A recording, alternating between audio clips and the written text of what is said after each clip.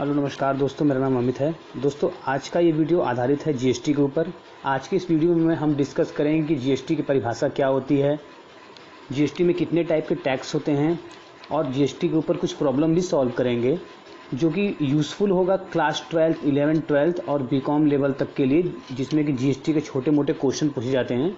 तो उन स्टूडेंट्स के लिए ये वीडियो बहुत ही बेनिफिशियल है। तो आइए शुरू करते हैं आज के इस वीडियो को। पर यदि आप नए हैं तो मेरे चैनल को फटाफट सब्सक्राइब कीजिए और मेरे वीडियो को लाइक और शेयर करना बिल्कुल ना भूलें। तो आइए शुरू करते हैं आज के इस वीडियो को। तो सबसे पहले GST, what is GST in India? तो GST is known as goods and service tax. जो जीएसटी होता है उसका फुल फॉर्म क्या होता है? Goods and service tax. GST को हम किस नाम से जानते हैं? Goods and service tax. Point number 2, it is a indirect tax. GST क्या है? एक इनडायरेक्ट टैक्स है which has replaced many indirect taxes in India. जिसने क्या किया है, इंडिया में चल रहे जो पिछले कुछ सालों में चल रहे थे बहुत सारे इनडायरेक्ट टैक्सेस थे, उनको क्या किया, जीएसटी ने रिप्लेस कर दिया। Such as excise duty, VAT, service tax etcetera. और जो इनडायरेक्ट टैक्स के कुछ एग्जांपल दिए हैं जैसे excise duty, VAT, service tax etcetera. इन सभी टैक्सों को, इनडायरेक्ट टैक्सों को हटाकर एक टैक्स लाया गया, गुड्स एंड सर्विस टैक्स, जिसे हम जीएसटी के नाम से भी जानते हैं। Point number 3, the goods and service tax act was passed in the parliament on 29 मार्च 2017। जो goods and service tax act है वो पार्लियामेंट में 29 मार्च 2017 को पास हुआ and came into effect from 1 जुलाई 2017। और इफेक्ट में कब से आया? 1 जुलाई 2017 में। जो जीएसटी था वो 29 मार्च 2017 को संसद में पारित किया गया और 1 जुलाई 2017 को पूरे देश में, हमारे पूरे भारतवर्ष में उसे लागू कर दिया गया इनडायरेक्ट टैक्स के रूप में। एकल टैक्स, जिसे हम एकल टैक्स के नाम से भी जानते हैं।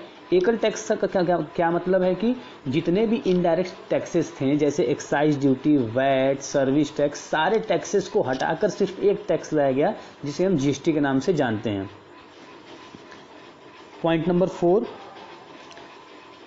इन अदर वर्ड, अगर दूसरे शब्दों में बात करें तो goods and service tax is levied on the supply of goods and services. तो जो गुड्स एंड सर्विस टैक्स है वो केवल और केवल माल और सेवा की आपूर्ति पर लगाया जाता है। जो गुड्स एंड सर्विस टैक्स है वो माल, गुड्स और सेवा की आपूर्ति, सर्विस पे लगाया जाता है। जैसा कि नाम से भी दर्शाया गया है, goods and service tax. Goods means माल और सर्विस मीन्स सेवा। तो गुड्स और सेवा की आपूर्ति पर जीएसटी को लगाया जाता है। Point number 5, GST is a single domestic indirect tax law for the entire country. ध्यान दीजिए यहाँ पर, इंटायर कंट्री मीन्स कि पूरे भारतवर्ष में जीएसटी क्या है? एक सिंगल लॉ है जीएसटी का। ऐसा नहीं है कि इस राज्य में दूसरा है या और दूसरे राज्य में कुछ और नियम हो जीएसटी के लिए, तो ऐसा नहीं है। पूरे भारतवर्ष में जीएसटी सिंगल टैक्स है, सिंगल लॉ है जीएसटी के लिए। तो ये है हमारा जीएसटी की कुछ परिभाषा। आपको एग्जाम में यदि 11, 12 या फिर बीकॉम लेवल तक के एग्जाम में लिखना हो तो आप ऐसे ही पॉइंट वाइज डिफिनीशन को लिखें, जिससे कि आप मार्क्स को अच्छे तरीके से और गेन कर पाएंगे। यदि आप पैराग्राफ वाइज लिखेंगे तो मार्क्स कम गेन कर पाएंगे, पर यदि आप पॉइंट वाइज ऐसे लिखेंगे जैसे मैंने यहाँ पे दिखाया है स्क्रीन पे, तो आप मार्क्स को और अच्छे से गेन कर पाएंगे। तो जो हमारा पीछे का टैक्स सिनेरियो था जीएसटी आने के पहले, वो कुछ इस तरीके से था। आप यहाँ पर देख सकते हैं। सबसे पहले जो बाइंग रॉ मटेरियल, मान लीजिए कि कोई एक पर्सन है, कोई एक फैक्ट्री जिसके पास है, वो पेन का प्रोडक्शन करता है, तो वो सबसे पहले क्या करेगा? रॉ मटेरियल परचेस करेगा। अपने पेन को बनाने के लिए वो क्या करेगा? रॉ मटेरियल परचेस करेगा, जैसे प्लास्टिक, निडल, इंक वगैरह सब रॉ मटेरियल वो परचेस करेगा। तो यहाँ पे क्या है, मान लेते हैं कि एक पेन बनाने वाली कंपनी है और वो क्या करती है? रॉ मटेरियल परचेस करती है। रॉ मटेरियल मीन्स कच्चा माल, ठीक है, जिससे कि वो पेन को बनाएगी, तो वो कच्चा माल रॉ मटेरियल परचेस करती है, ठीक है। तो मैन्युफैक्चरर क्या करता है? रॉ मटेरियल को उसने क्या किया? परचेस किया। तो यहाँ पे उसने क्या दिया? वैट दिया। जो मैन्युफैक्चरर है, जो पेन को बनाएगा, उत्पादन करेगा पेन का, उसने क्या किया, रॉ मटेरियल को परचेस किया और उस पर वैट पेड किया। ठीक, अब यहाँ पर फिर उसने क्या किया, उस रॉ मटेरियल को से प्रोडक्ट बनाया और उसे किसे सेल कर दिया, होलसेलर को। ठीक है, होलसेलर को उसने पेन को सेल कर दिया और यहाँ पर भी क्या लगा, वैट और एक्साइज ड्यूटी, दो टाइप के टैक्स लग गए। मान लीजिए कि बाहर किसी अदर स्टेट में सेल किया तो वहाँ पर वैट भी देना पड़ा और क्योंकि राज्य की सीमा को पार किया गया तो उसके लिए एक्साइज ड्यूटी भी लगा। तो दो टाइप के टैक्स लग गए एक ही प्रोडक्ट पे। तो उससे क्या हुआ कि दो टाइप के टैक्स एक ही प्रोडक्ट पे लगे तो उससे क्या हुआ कि जो प्रोडक्ट की लागत है वो बढ़ गई। मान लीजिए कि अगर उसी प्रोडक्ट पे, उस पेन पे एक ही टैक्स लगता तो उसकी लागत कम होती, लेकिन यहाँ पर देखिए दो टाइप के टैक्स लग गए तो वहाँ क्या हुई, प्रोडक्ट की जो लागत थी वो बढ़ गई। मीन्स कि 5 रुपए का पेन कितने का हो गया, 7 रुपए का हो गया। क्यों, क्योंकि उस पर वैट तो देना ही पड़ा, एक्साइज ड्यूटी भी देना पड़ा। ठीक है, तो यहाँ पर होलसेलर को बेच दिया गया। फिर उसके बाद होलसेलर ने रिटेलर को बेचा। होलसेलर ने किसे बेचा, रिटेलर। रिटेलर मीन्स दुकानदार। ठीक है, दुकानदार को हम क्या बोलते हैं, रिटेलर। तो होलसेलर ने किसे बेच दिया, रिटेलर को बेच दिया। तो वहाँ पर भी क्या देना पड़ा, वैट, वहाँ पर भी वैट लग गया। फिर उसके बाद वहाँ पर और लागत बढ़ गई। फिर उसके बाद रिटेलर ने किसे बेचा, फाइनल कंज्यूमर को, मीन्स ग्राहक को। उसने ग्राहक को बेच दिया तो वहाँ पर भी फिर ग्राहक से भी वैट लिया गया। तो यहाँ पर क्या है कि देखिए कई टाइप के टैक्स लग गए, वैट भी लग गया, एक्साइज ड्यूटी भी लग गया, जिससे क्या हुआ कि पेन की जो लागत थी फाइनल कंज्यूमर मीन्स कि ग्राहक तक पहुँचते पहुँचते वो क्या हुई, बढ़ गई। मीन्स कि जो पेन 5 रुपए की बिकनी चाहिए थी, ग्राहक को जो पेन 5 रुपए की मिलनी चाहिए थी वो 7 रुपए की मिलेगी। 2 रुपए उसकी लागत मान लीजिए एक्साइज ड्यूटी भी लगने की वजह से बढ़ गई। पर अभी क्या है कि जीएसटी में ऐसा नहीं है। जीएसटी में क्या है कि पूरे देश में एक ही टैक्स है, एक सिंगल टैक्स, जिसे हम जीएसटी के नाम से जानते हैं। पूरे भारतवर्ष में एक ही टैक्स लगेगा। तो इससे क्या है कि जो पेन की लागत है वो 5 ही रुपया होगी, उस पर कई प्रकार के टैक्स लग के उसकी लागत बढ़ेगी नहीं। ठीक है, ये सब चीज़ें आप एग्ज़ाम में लिख सकते हैं। जो मैंने आपको समझाई कि पुराना जो टैक्स का, इनडायरेक्ट टैक्स का सिनेरियो था, उसमें क्या होता था कि मैन्युफैक्चरर से लेके, ध्यान दीजिएगा, जो मैन्युफैक्चरर है, जो पेन को बनाता है, उत्पादन करता है, उससे लेके फाइनल कस्टमर तक पहुँचते पहुँचते जो पेन की लागत थी वो उस पर कई प्रकार के टैक्स लग जाते थे, जैसे वैट, एक्साइज ड्यूटी और भी तरीके के टैक्स लग जाते थे। तो उसमें क्या होता था कि जो पेन की लागत थी, जो प्रोडक्ट की लागत थी, उत्पाद की लागत थी, वो क्या हुई, बढ़ जाती थी, बहुत ज़्यादा बढ़ जाती थी, जिससे कि जो फाइनल कंज्यूमर मीन्स की जो कस्टमर था उसे उस चीज़ की, उस प्रोडक्ट की लागत बढ़ के मिलती थी। उसे बढ़ाकर लागत को पेड करना होता था। मीन्स कि 5 रुपए की चीज़ को उसे 7 रुपए देना पड़ता था। पर अब का जो करंट सिनेरियो है जीएसटी के अंतर्गत टैक्स का, उसमें क्या है कि सिंगल टैक्स लगता है, केवल जीएसटी। केवल क्या लगेगा, जीएसटी, एक ही टाइप का टैक्स लगेगा। पूरे भारतवर्ष में एक ही टाइप का टैक्स है, जिससे कि प्रोडक्ट की जो लागत है वो क्या होती है, घटती है, बढ़ती नहीं है। क्या होती है, और घटती है। एक ही टाइप का टैक्स लगता है जिससे प्रोडक्ट की लागत घटती है। अब हम देखते हैं कि जीएसटी में कितने प्रकार के टैक्स होते हैं। तो यहाँ पर क्या है कि what are the component of GST.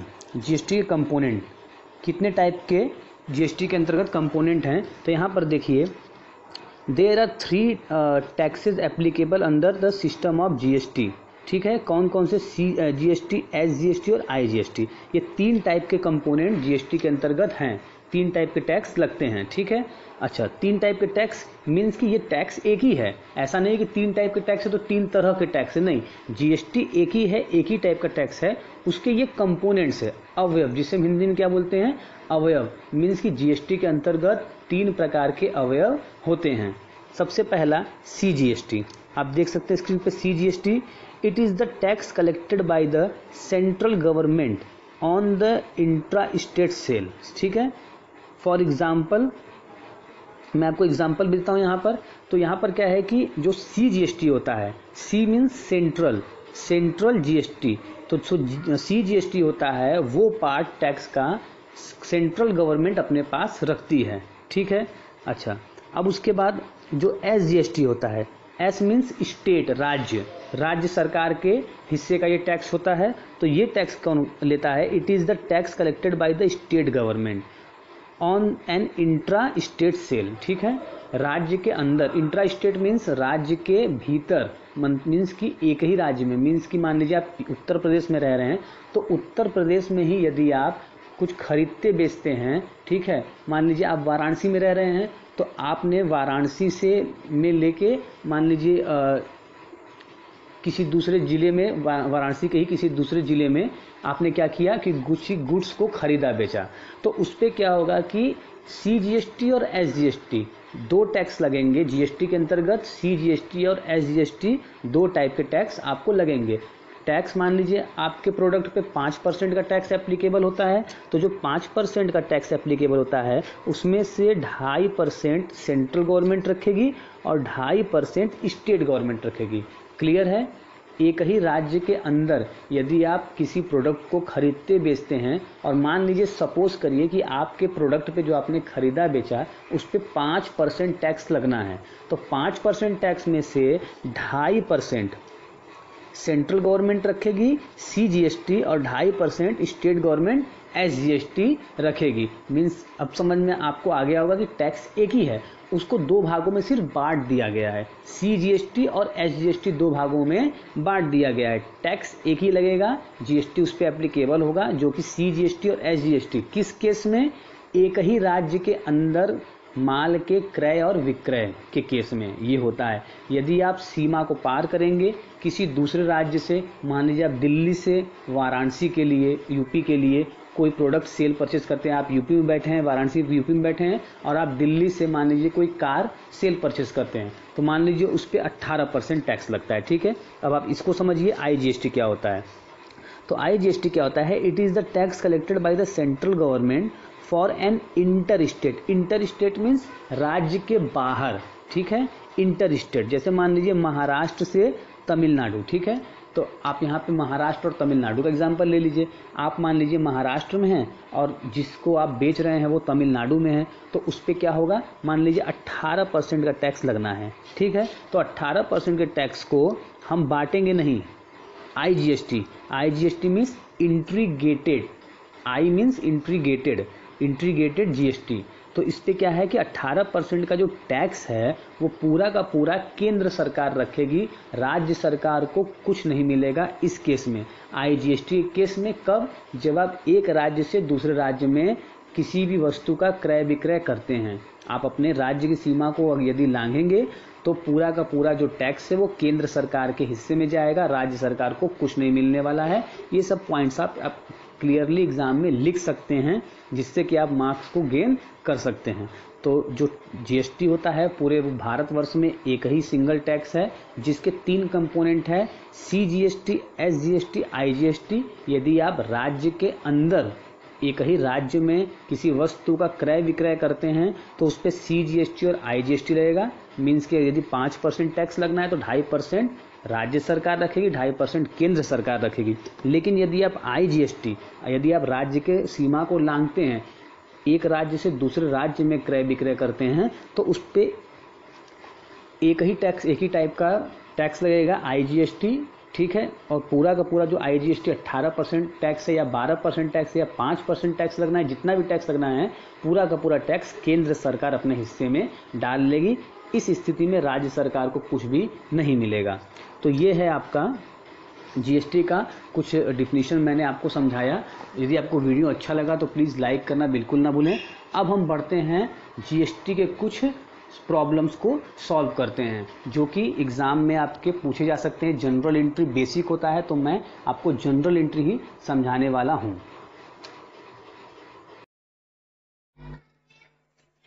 तो आपके स्क्रीन पे आप देख सकते हैं कि यहाँ पर हम कुछ प्रॉब्लम्स को सॉल्व करेंगे GST के ऊपर।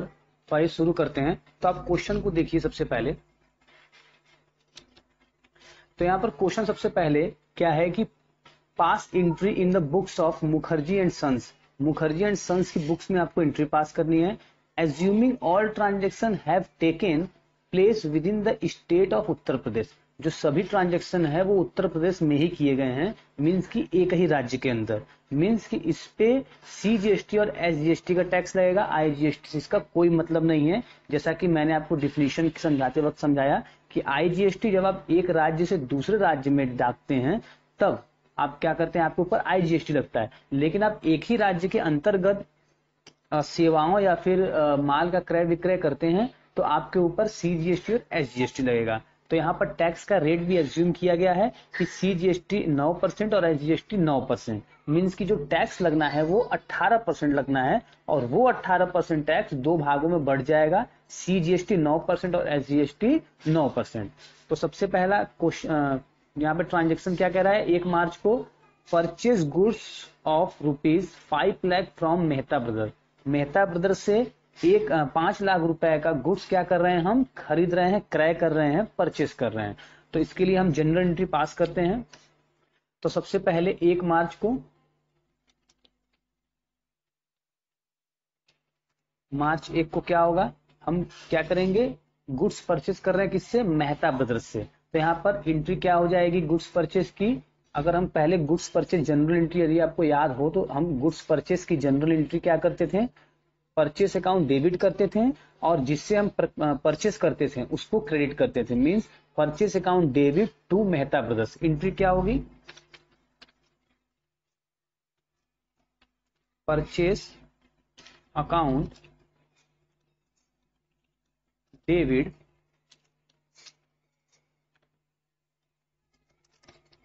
To Mehta brothers account. Entry ये होती थी, हम जनरल एंट्री यदि आपको याद हो, आप माल को खरीदने की एंट्री क्या करते थे, परचेस अकाउंट को डेबिट करते थे, और जिससे हम खरीद रहे हैं उसके अकाउंट को क्रेडिट करते थे। ठीक है, तो purchase account debit to Mehta brothers. तो क्वेश्चन क्या था, गुड्स परचेस कर रहे हैं 5 लाख रुपए किससे, मेहता ब्रदर्स से।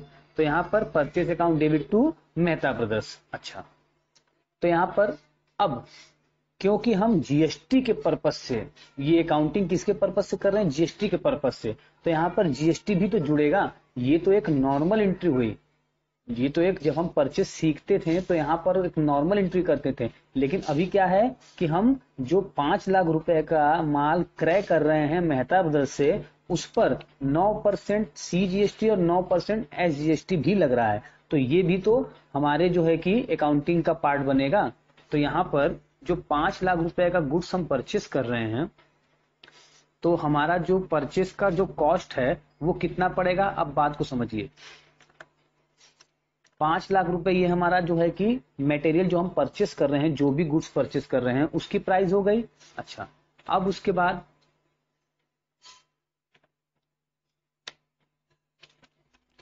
इनपुट सीजीएसटी और इनपुट एसजीएसटी, ये हमारा 2 टाइप का टैक्स भी लगेगा। तो यहां पर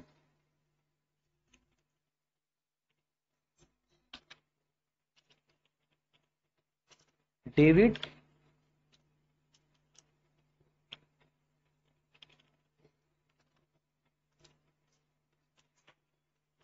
डेबिट, ठीक है। तो यहां पे हमारा 5 लाख रुपए पे 9%, 5 लाख रुपए पे 9% यदि हम निकालें तो कितना हो जाएगा, 45,000, 45,000, ठीक है। और यहां पर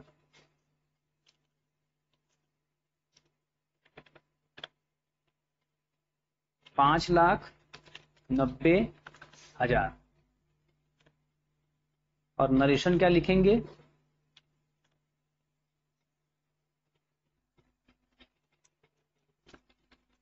being goods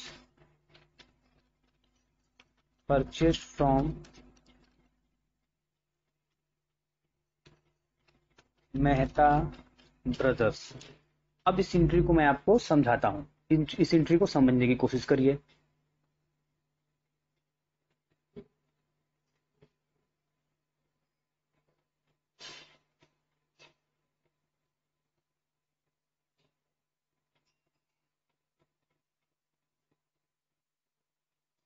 अब इस इंट्री को मैं आपको समझाता हूँ, समझने की कोशिश करिए।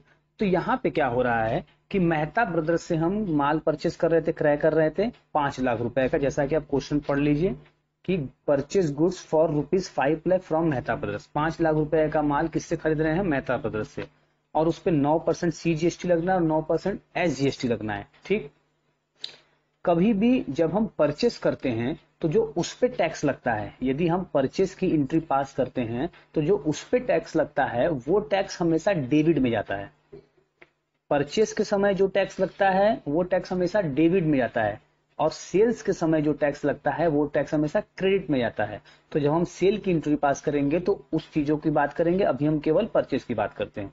तो यहाँ पर देखिए, परचेस अकाउंट को मैंने डेबिट कर दिया 5 लाख से, और उस पे इनपुट IGST और इनपुट CGST टैक्स लगा 9%। तो 5 लाख का 9% 45,000, तो 45,000 रुपए CGST और 45,000 रुपए SGST। और हमेशा जो टैक्स परचेस पे लगता है वो हमेशा डेबिट होता है, और परचेस पे लगने वाले टैक्स को हम इनपुट टैक्स के नाम से जानते हैं। क्यों डेबिट क्यों होता है ये समझिए। जब हम कोई खर्च करते हैं, यदि आप जनरल एंट्री आपको याद हो, तो यदि खर्च हम करते हैं तो खर्च को हम क्या करते हैं? डेबिट करते थे। जैसे मान लीजिए आपने किराया का भुगतान किया, ठीक है, तो रेंट को आप क्या करते थे? डेबिट करते थे। और क्रेडिट किसको करते थे? कैश को। आपने रेंट का भुगतान किया तो आप रेंट को क्या करते थे? डेबिट करते थे। और कैश को क्या करते? क्रेडिट करते थे। क्यों? क्योंकि रेंट जो है वो नॉमिनल अकाउंट के रूल से सभी खर्चे एवं हानियों को, all type of expense and losses को हम डेबिट करते थे। इसलिए रेंट को हम क्या करते थे? डेबिट करते थे, क्योंकि वो हमारा खर्च था। उसी तरीके से जब हम 5 लाख रुपए का माल परचेस कर रहे हैं, गुड्स परचेस कर रहे हैं, तो उस पे हमें टैक्स देना पड़ रहा है, न कि हमें मिल रहा है। ध्यान दीजिए, हमें टैक्स क्या करना है? देना पड़ रहा है। तो हमारे लिए हमारी खर्च क्या हो रही है? और बढ़ जा रही है। मीन्स 5 लाख रुपए की गुड्स तो हम परचेस कर ही रहे हैं, अब उस पे 45,000 और 45,000 90,000 रुपए हम टैक्स भी दे रहे हैं। तो ये हमारा खर्चा तो बढ़ गया 90,000 से ना। तो इसलिए यहाँ पर टैक्स को क्या करेंगे? डेबिट करेंगे। और हमेशा इनपुट टैक्स, परचेस के साथ कौन सा टैक्स लगता है? Input tax. ठीक है, तो इनपुट CGST, इनपुट SGST। तो 45,000 45,000। और अब हमें मेहता ब्रदर्स को 5 लाख रुपए नहीं देने हैं, 5,90,000 रुपए देने हैं। क्यों? क्योंकि मेहता ब्रदर्स को 90,000 रुपए टैक्स के भी देने हैं हमें। ठीक है, जो परचेस करता है वो क्या करता है? टैक्स पेड करेगा। यहाँ पे उसे 90,000 रुपए मेहता ब्रदर्स को टैक्स के देने पड़ेंगे। तो मीन्स की मेहता ब्रदर्स से हमने गुड्स तो 5 लाख का ही परचेस किया है, लेकिन देने कितने हैं? 5,90,000 रुपए। ठीक है, बढ़ते नेक्स्ट ट्रांजेक्शन की तरफ। 10 मार्च को sold goods for 8 lakh rupees to Munjal and company. Munjal and company को हम क्या कर रहे हैं? 8 लाख रुपए का गुड्स सेल कर रहे हैं। अब देखिए, हम अगर सेल की एंट्री क्या करते थे? अगर हम यहाँ पर मुंजल एंड कंपनी को सेल कर रहे हैं तो हम क्या करते थे? मुंजल एंड कंपनी को डेबिट करेंगे और क्रेडिट किसको करेंगे?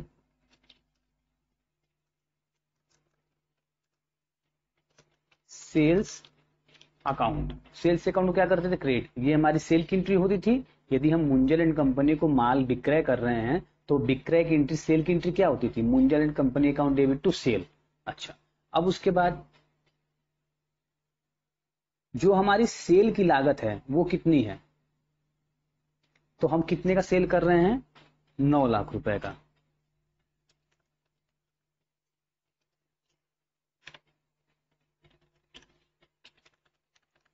ये 9 लाख रुपए का सेल हो गया, लेकिन इस पर टैक्स भी लगेगा। कितना परसेंट? 9%। यहाँ पर देखिए, जो सारे ट्रांजेक्शन उस पर कितने परसेंट टैक्स लगाना है? 9% CGST, 9% SGST, मीन 18% टैक्स। तो 9 लाख का हम क्या करेंगे? 9% CGST लगाएंगे, 9% SGST लगाएंगे। ठीक है, तो यहाँ पर सॉरी, ये 8 लाख रुपए, 9 लाख नहीं है, 8 लाख रुपए का गुड्स परचेज हो रहा है। तो यहाँ पे 8 लाख मैं कर देता हूं। ये 8 लाख रुपए गुड्स परचेस हुआ, तो 8 लाख पे 9% लगाएंगे। 8 लाख इंटू 9/100। मैं आपको बता रहा हूं, आप सॉल्व भी कर सकते हैं। 8 लाख इंटू 9/100, ये उस पर 9% लगेगा। तो 8×9 = 72 मीन्स की 72,000 रुपए की टैक्स आएगी CGST और 72,000 रुपए की टैक्स आएगी SGST। और सेल्स करते समय हमेशा जो टैक्स होता है वो आउटपुट टैक्स, परचेज के समय इनपुट टैक्स, सेल्स के समय आउटपुट टैक्स, और आउटपुट टैक्स हमेशा क्रेडिट होता है। ठीक है, आउटपुट टैक्स हमेशा क्या होता है, हमेशा क्रेडिट होता है। तो यहां पर आउटपुट टैक्स को हम क्रेडिट करेंगे।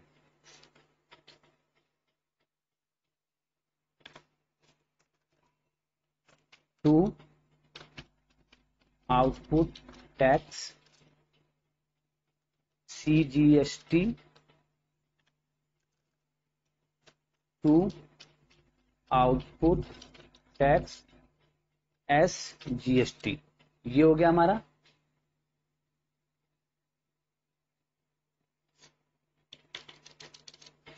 तो 8 लाख रुपए, अब देखिए यहां पर अमाउंट क्या होगा, चेंज होगा।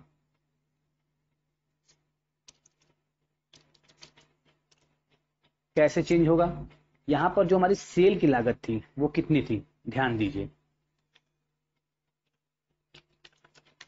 8 लाख रुपए सेल की लागत थी, क्रेडिट में जाएगा। 8 लाख रुपए सेल की लागत थी और उस पर आउटपुट टैक्स कितना लगा, 9%, मीन्स की 72,000 रुपए आउटपुट टैक्स और 72,000 रुपए ये आपका CGST और SGST आउटपुट टैक्स के रूप में लग गया।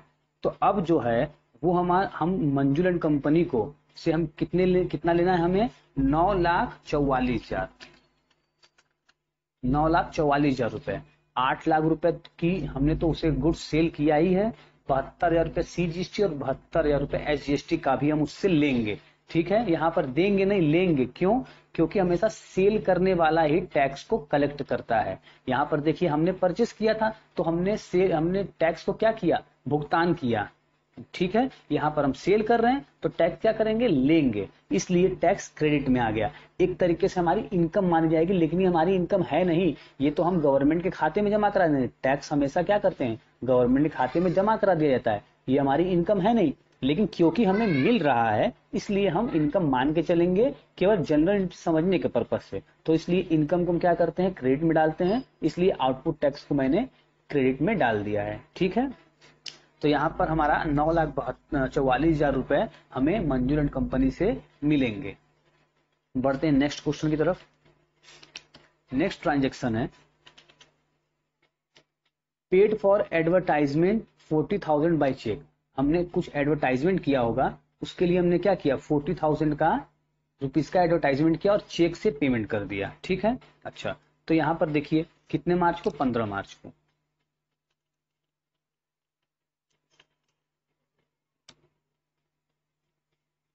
तो यहां पे मार्च 15 को हमने एडवर्टाइजमेंट किया है। तो एडवर्टाइजमेंट हम क्या कर रहे हैं, तो हमारे लिए खर्च है। एडवर्टाइजमेंट अगर हम कर रहे हैं, कोई प्रचार प्रसार कर रहे हैं अपने बिजनेस के लिए, तो हमारे लिए खर्च माना जाएगा। तो खर्च हमेशा क्या होता है, डेबिट। तो एडवर्टाइजमेंट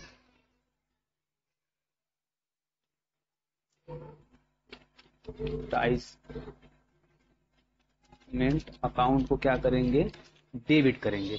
ठीक है, एडवर्टाइजमेंट अकाउंट को हमने क्या कर दिया, डेबिट कर दिया। एडवर्टाइजमेंट कितने का था, 40,000 रुपए का। तो यहाँ पर 40,000 रुपए ये हो गया एडवर्टाइजमेंट का। अच्छा, अब उसके बाद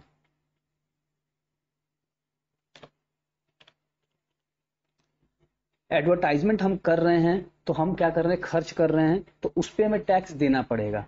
ध्यान दीजिए, जो माल बेचता है और सेवा बेचता है वही हमेशा टैक्स लेता है। तो यहाँ एडवर्टाइजमेंट हम क्या कर रहे हैं, एडवर्टाइजमेंट पे खर्च कर रहे हैं। तो एडवर्टाइजमेंट में अगर हम खर्च कर रहे हैं तो हम सेवा खरीद रहे हैं। ध्यान दीजिए, जैसे ऊपर हम माल खरीद रहे थे, गुड्स खरीद रहे थे, तो उस पर इनपुट टैक्स हम दे रहे थे, इसलिए इनपुट टैक्स को डेबिट कर रहे थे। तो यहाँ पे एडवर्टाइजमेंट हम क्या कर रहे हैं, खरीद रहे हैं एक तरीके से। ठीक है, हम प्रचार क्या कर रहे हैं, खरीद रहे हैं, तो उसके लिए हम पेमेंट कर रहे हैं। तो हम खरीद रहे हैं तो उस पर क्या करेंगे, इनपुट टैक्स को के थ्रू हम पेमेंट करेंगे। Input tax CGST, input tax SGST का हम पेमेंट करेंगे। तो यहाँ पे भी क्या होगा, इनपुट टैक्स CGST डेबिट और इनपुट टैक्स SGST। ठीक है, अकाउंट डेबिट ये हो जाएगा,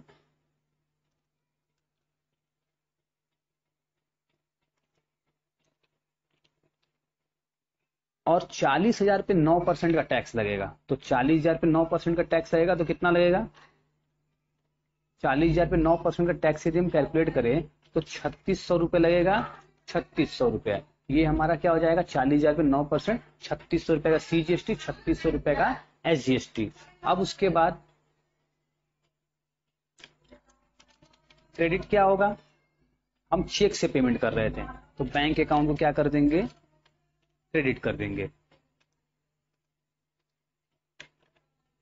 तो टोटल 40,000 प्लस 3,600 प्लस 3,600 मीन्स 47,200 रुपये हम क्या करेंगे, एडवर्टाइजमेंट के लिए पेड करेंगे। हमने एडवर्टाइजमेंट तो 40,000 की खरीदी, पर उस पर 3,600 CGST और SGST टैक्स लग गया, तो हमें वो एडवर्टाइजमेंट कितने की पड़ी, 47,200 रुपये की। तो हम अपने चेक से कितना पेमेंट करेंगे, 47,200 रुपये का पेमेंट करेंगे। ठीक है, कोई चीज, कोई भी चीज, चाहे वो सेवा हो चाहे वो माल हो, यदि हम खरीदेंगे तो उस पे इनपुट टैक्स लगेगा, और इनपुट टैक्स हमेशा डेबिट होता है। और यदि हम सेवा या माल बेचेंगे तो उस पे आउटपुट टैक्स लगेगा, और आउटपुट टैक्स हमेशा क्रेडिट होता है। इस चीज को रट लीजिए, याद कर लीजिए। नेक्स्ट ट्रांजेक्शन देखिए, 18 मार्च को purchase furniture for office use 50,000 रुपए and payment made by cheque. हमने ऑफिस में प्रयोग करने के लिए 50,000 रुपए का फर्नीचर खरीदा और पेमेंट चेक से कर दिया 18 मार्च को।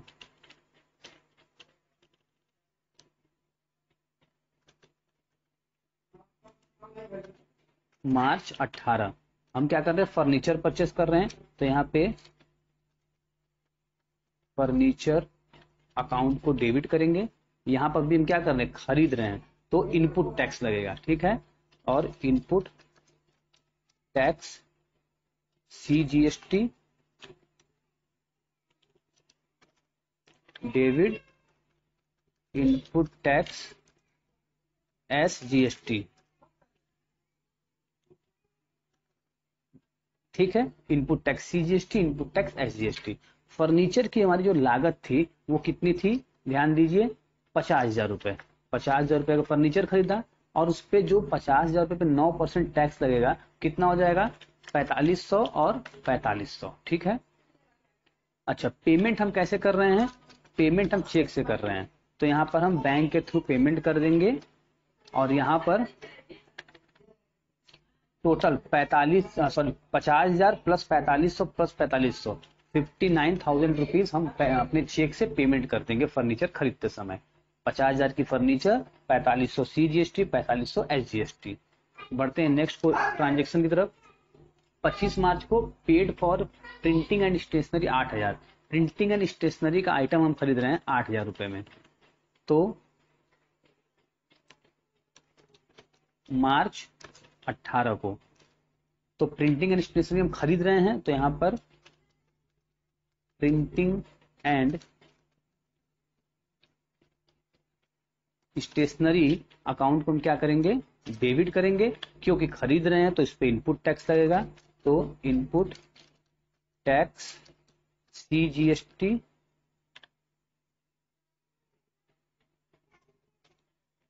डेबिट और इनपुट टैक्स SGST डेबिट। ठीक है, तो प्रिंटिंग एंड स्टेशनरी हमारी कितने की थी, 8,000 रुपए की 25 मार्च को। ठीक है, यहां पर 25 मार्च, तो 8,000 रुपए की हमारी प्रिंटिंग एंड स्टेशनरी, और उस पर 9% टैक्स लगेगा। तो 8,000 पे हम 9% टैक्स निकालेंगे तो 720 रुपया, 720 रुपया। ठीक है, अब उसके बाद चेक से पेमेंट कर दे रहे हैं, तो चेक से पेमेंट कर देते हैं, तो बैंक के थ्रू हमने पेमेंट कर दिया। तो यहाँ पे हमारा टोटल कितना पेमेंट हो जाएगा, 8,000 प्लस 720 प्लस 720 9440, ये हमने पेमेंट कर दिया। ठीक है, नेक्स्ट ट्रांजेक्शन की तरफ बढ़ते हैं। 31 March payment made of balance amount of GST। अब हम क्या कर रहे हैं, 31 मार्च को जो GST का बैलेंस अमाउंट है हमने गवर्नमेंट को पेड कर दिया। तो GST का बैलेंस अमाउंट अब कैसे निकालेंगे, अब क्वेश्चन को समझिए।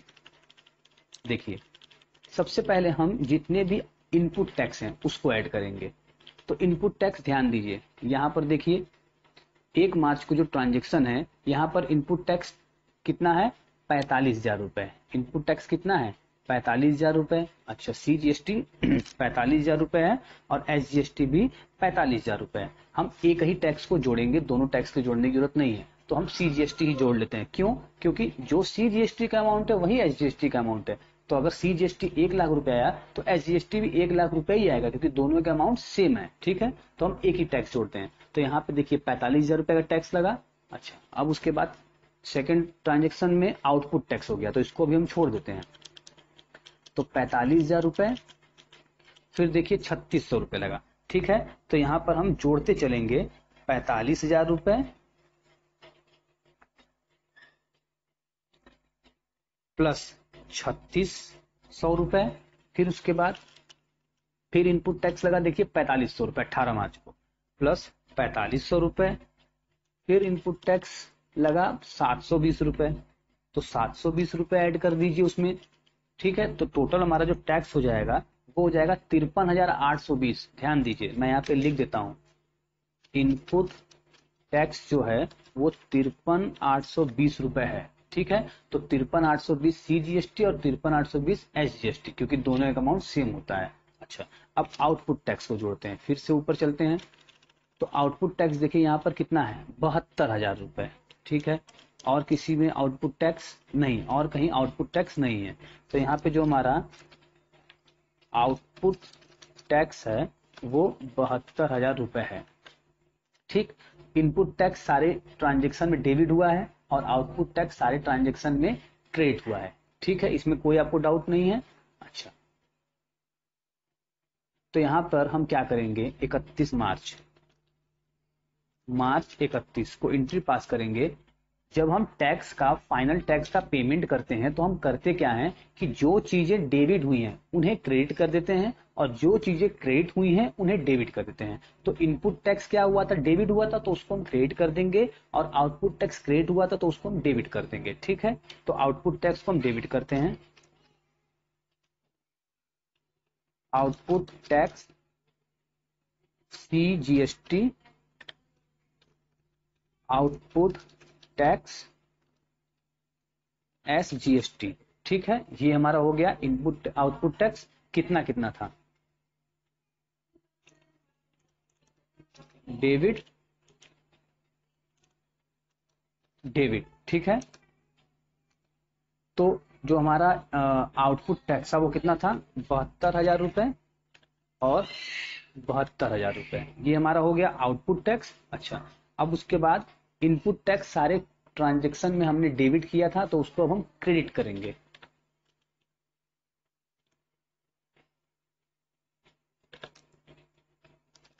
तो to input tax CGST to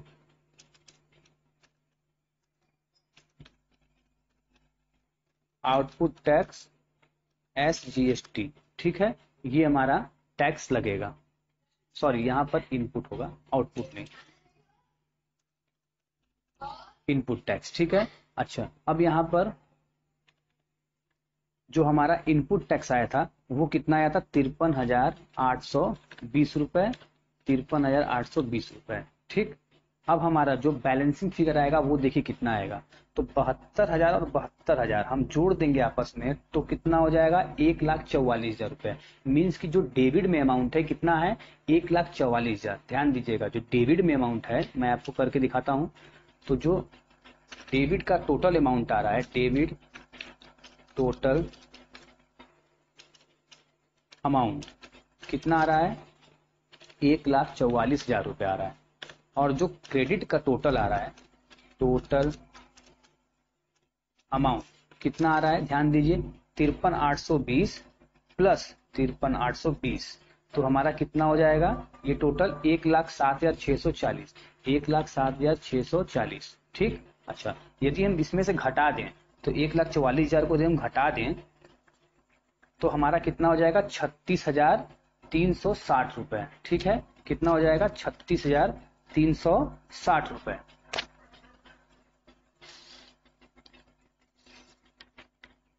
तो यहाँ पे हम जो बैंक से पेमेंट करेंगे टैक्स का, वो कितना करेंगे? ₹36,360। कैसे पेमेंट करेंगे? देखिए, जो डेबिट का अमाउंट है 1,44,000 आ रहा है, जो क्रेडिट का अमाउंट है 1,07,640। तो डेबिट का अमाउंट ज्यादा है, क्रेडिट का अमाउंट कम है, मीन्स कि हमें क्रेडिट में और अमाउंट चाहिए। सिंपल सी बात है। तो यहाँ पे हम टू बैंक से, अकाउंट से हम पेमेंट कर देंगे। तो कितना कर देंगे?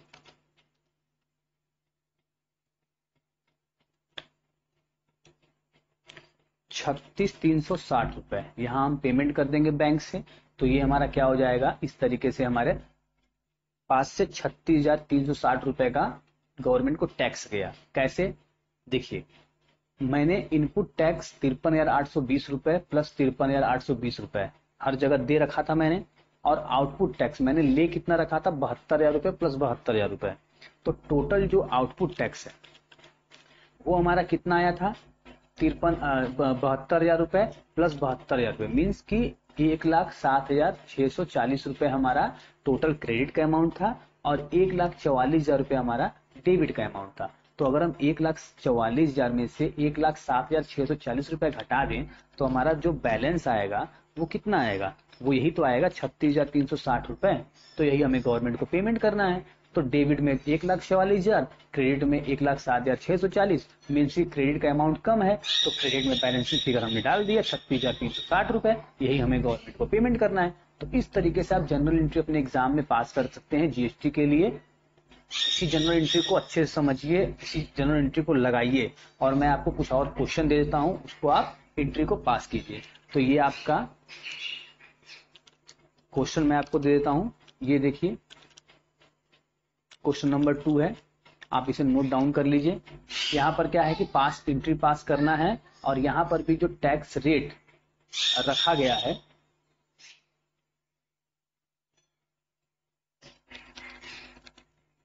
वो 9% रखा गया है। ठीक है, 9% CGST और 9% SGST रखा गया है।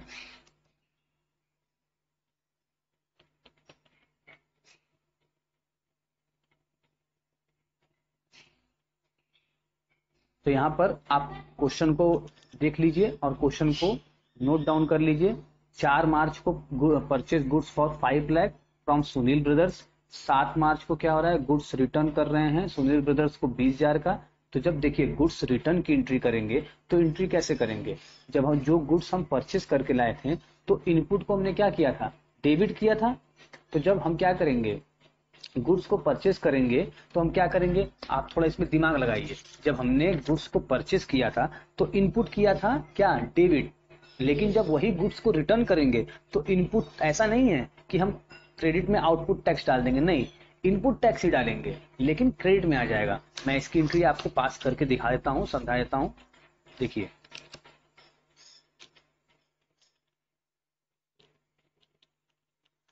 जब हम गुड्स परचेस करेंगे किससे? सुनील ब्रदर्स से 5 लाख रुपए का। तो यहां पे हम क्या करेंगे? परचेस अकाउंट को डेबिट करेंगे, ठीक है, और input tax CGST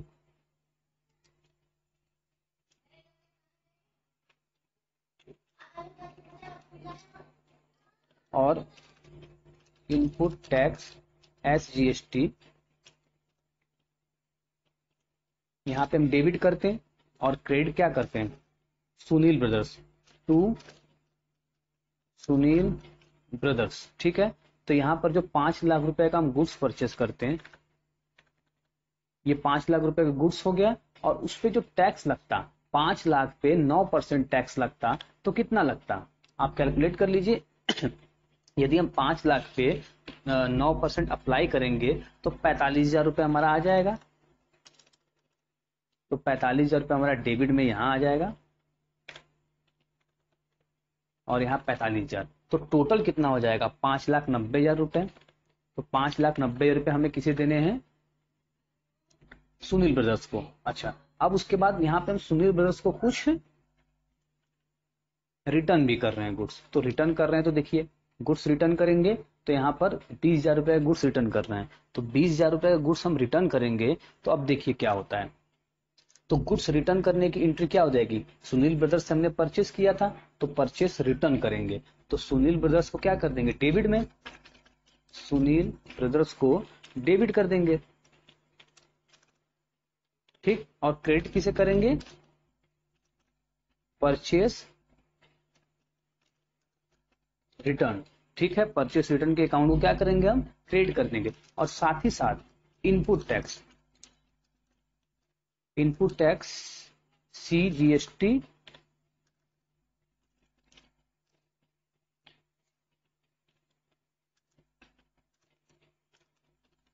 input tax SGST, ठीक है, ये हो जाएगा।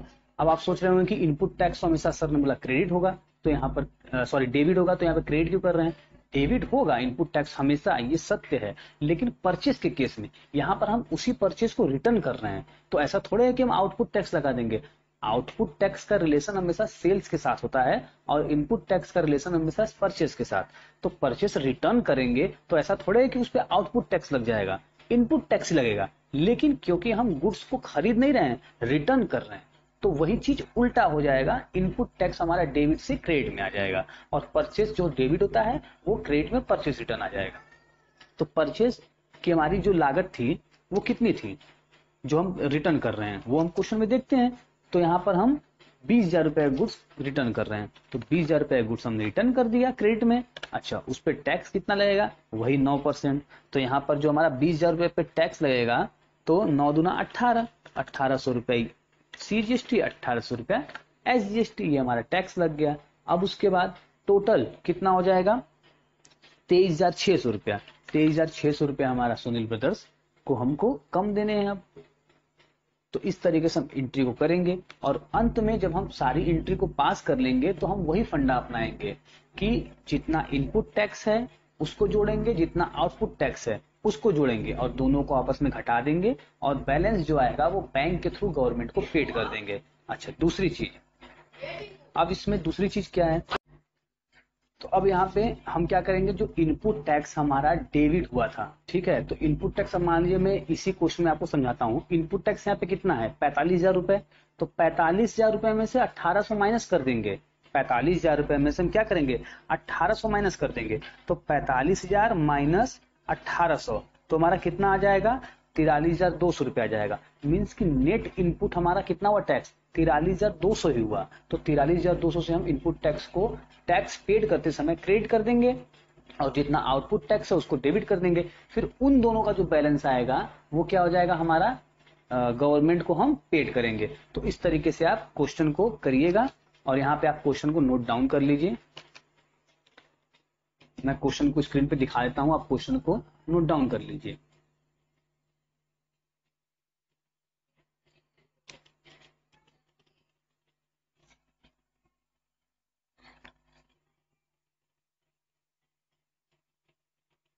क्वेश्चन, नेक्स्ट क्वेश्चन आप देख लीजिए, question number 3,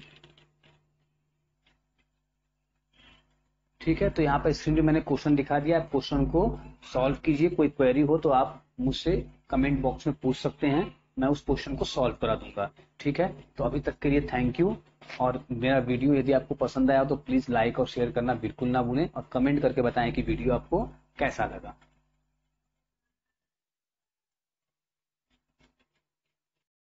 Thanks for watching. Please like and share my video. Thank you.